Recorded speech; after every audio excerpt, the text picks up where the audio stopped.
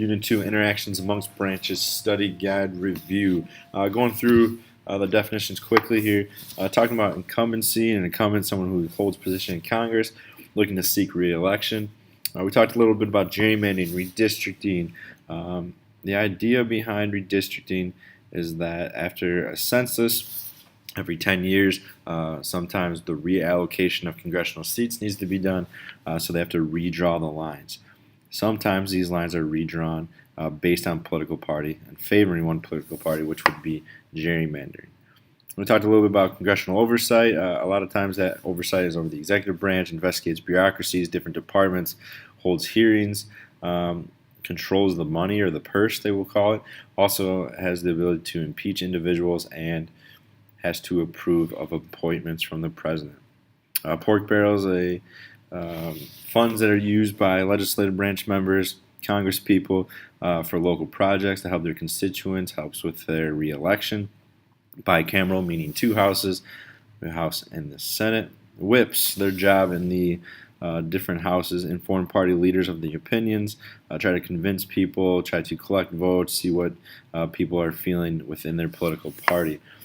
Vetoes or rejection of a bill by the president can be sent back to Congress. The cloture rule, you need 16 senators to sign a petition to begin the cloture rule so they can try to end a filibuster. Once they actually have that vote, they need 60 votes to end a filibuster. Executive privilege is something that is used by the president to keep their conversations within the executive branch secret. The executive office of the president are individuals who advise, appoint, who are appointed and not approved. A lot of times there's sensitive issues, work directly with the president each day, compared to the cabinet members who are appointed and approved, but really don't directly work with the president every day. That also includes the White House staff, works closely with the president. This is the chief of staff, one of the most important people that you do not elect and is hired by the president. When we're talking about bureaucracy, we talk about the Hatch Act. This prohibits from requiring individuals within the executive department from donating or making them donate to campaigns. It also prohibits them from engaging in some forms of political activity. The spoils system is an old system that political parties used to use to give their supporters jobs within the government. An iron triangle issue network today is the bureaucracy department, agency, or committee with a legislative committee with an interest group. So there's three there: bureaucracy department, legislative committee, interest group.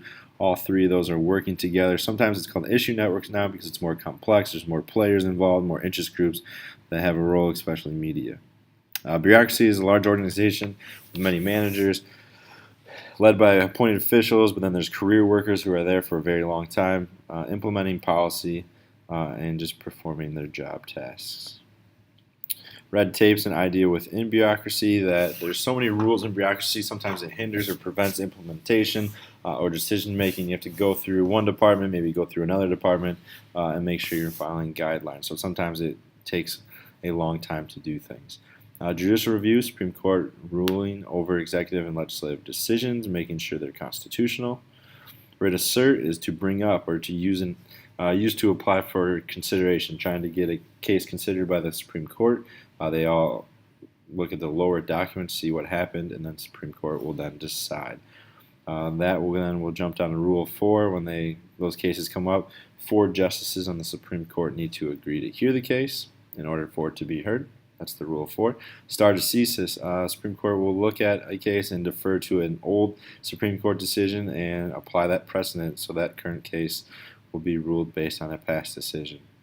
The opinions of the Supreme Court, the majority is the winning side. Concurring is the individuals who agree with the majority opinion but for different reasons. And dissenting is your opinion of the losing side. Some key questions here. When you're looking at committees in the House and the Senate, usually individuals are appointed. They're appointed by the leader of the House, but also appointed because of seniority. What typically happens for a president when they're going throughout their term, their approval rating goes down. All federal judges are confirmed by the Senate. The chief of staff is very important because he advises the president key and sensitive issues, always with the president. However, someone that is not approved by the Senate. Pros and cons of gerrymandering. It can help your political party out. Con can hurt your political party. Often, sometimes they're using race as a factor to put certain members, maybe only one African American within that state. They kind of compact that district using race.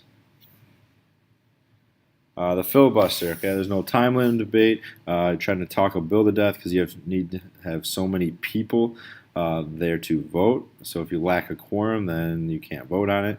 You can create that cloture rule, sign a petition, and have 60 people vote, which ends it. The War Powers Resolution Act. Congress limits the power of the president. This is the ability of Congress to force the president to take troops away. Again, the president can put troops in harm's way, but must notify within 48 hours. Has to consult with Congress. Conflicts limited to 60 days unless Congress extends it.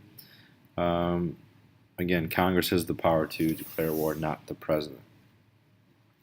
Looking at some of your foundational documents, Federal 70, the executive branch, looking at a strong leader with energy, needs someone to make decisions quickly because the executive branch or the legislative branch, those decisions might be a little slower. 78, judicial branch, void legislative decisions. They want this branch to be independent. They do say how it's least powerful and talks about the idea of judicial review. 22nd Amendment limits the president only to 2 terms or a max of 10 years.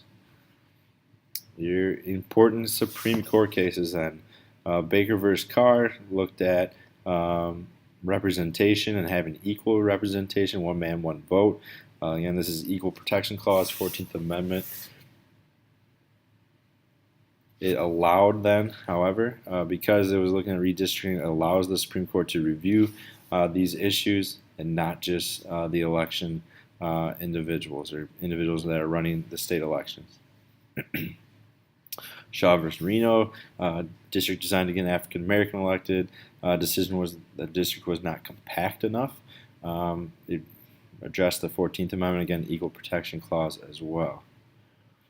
Marbury versus Madison established judicial review.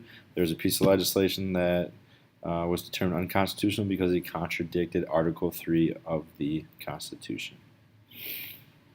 So overall, when we're looking at this unit and the interaction amongst branches, we really look at the separation of powers and checks and balances on each branch and how they cooperate or compete. Again, there's the veto power, there's the War Powers Resolution, judicial review. All these branches are trying to use their use their power. Sometimes the other branches will question whether or not they're overstepping their boundaries or interpreting the Constitution differently. And it's changed. These powers have changed. The executive branch has increasingly become more powerful, especially the presidency. But the creation of departments and agencies to implement these policies has also changed. The legislative branches in recent years have become really polarized, making it difficult to make decisions. Also, that they have more decisions to be made, and looking at the debt ceiling, looking at pieces of legislation and policies that they have to put in place. The judicial branch has grown since judicial review, and they are making key decisions on social issues.